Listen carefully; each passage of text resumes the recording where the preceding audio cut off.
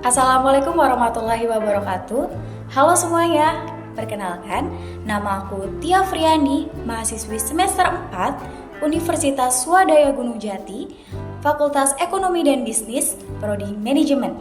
Dibuatnya video ini sebagai salah satu tugas mata kuliah Manajemen Inovasi dengan dosen pembimbing Bapak Sandi Nasruddin Wibowo, SE, MM, dengan NPM 121020555. Materi yang akan dibahas adalah pembelajaran berbasis kompetensi. Pembelajaran berbasis kompetensi adalah pembelajaran yang dilakukan dengan orientasi pencapaian kompetensi dari peserta didik, sehingga akhir dari hasil pembelajaran yang telah dilakukan adalah meningkatnya kompetensi peserta didik yang dapat diukur dalam pola pengetahuan, sikap, dan keterampilan.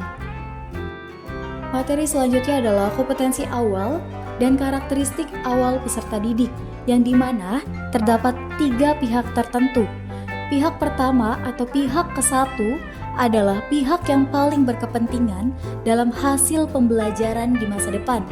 Mereka adalah pihak yang perlu dibantu penyelenggara diklat untuk membangun cita-citanya.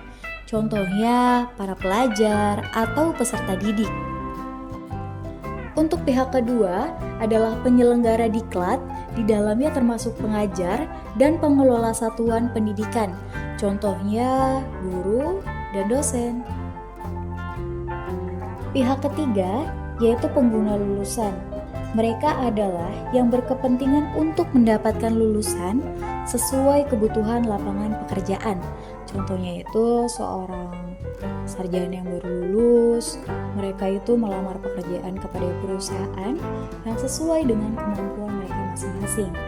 Yang termasuk dalam penilaian pengguna lulusan itu adalah integritas, keahlian berdasarkan bidang ilmu, bahasa Inggris, penggunaan teknologi informasi, komunikasi, kerjasama tim, dan pengembangan diri.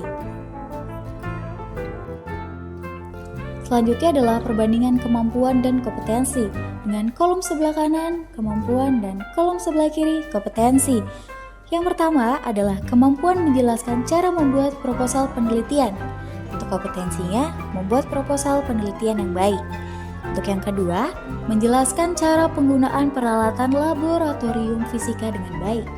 Untuk kompetensinya adalah menggunakan peralatan laboratorium fisika dengan baik. Yang ketiga, menjelaskan cara sopan santun dalam kehidupan bermasyarakat. Untuk kolom kompetensinya adalah berperilaku sopan santun dalam kehidupan masyarakat. Menurut Detikcom, kompetensi itu berasal dari bahasa Inggris, yaitu kompeten atau kompetensi, yang berarti kecakapan, kemampuan, dan wewenang.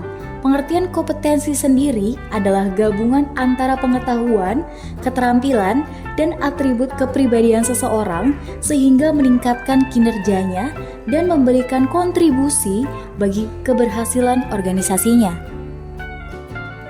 Sedangkan kemampuan adalah kapasitas serta kapabilitas yang dimiliki oleh setiap orang secara individu untuk menjalankan tugas dalam pekerjaan yang telah menjadi tanggung jawabnya, baik dalam organisasi, kehidupan bermasyarakat, ataupun di dalam fungsi keluarga.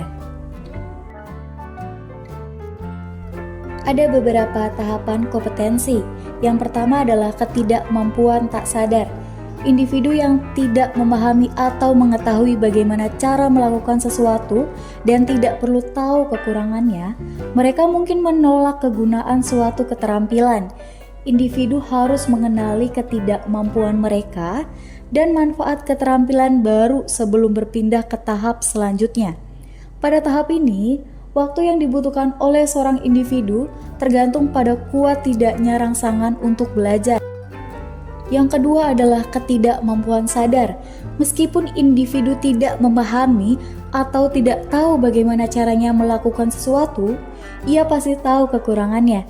Sebagaimana ia tahu manfaat dari suatu keterampilan baru untuk mengatasi kekurangannya. Pada proses pembelajaran di tahap ini, membuat kesalahan bisa jadi merupakan bagian tak terpisahkan. Yang ketiga adalah kemampuan sadar. Individu memahami atau tahu bagaimana cara melakukan sesuatu. Meskipun demikian, mendemonstrasikan keterampilan atau pengetahuan memerlukan konsentrasi. Hal ini dapat dijabarkan dalam beberapa langkah serta memerlukan kesadaran yang tinggi untuk melakukan keterampilan baru. Yang keempat adalah kompetensi tidak sadar. Individu telah banyak mempraktikkan keterampilannya yang sudah menjadi kebiasaan dan dapat dengan mudah melakukannya. Dengan alhasil, ia dapat melakukan keterampilannya sembari melakukan hal lain. Individu bisa saja mengajarkan keterampilannya pada orang lain, tergantung bagaimana dan di mana ia pelajari. Cukup sekian yang dapat aku jabarkan. Jangan lupa untuk di like, share, dan subscribe. Thank you guys!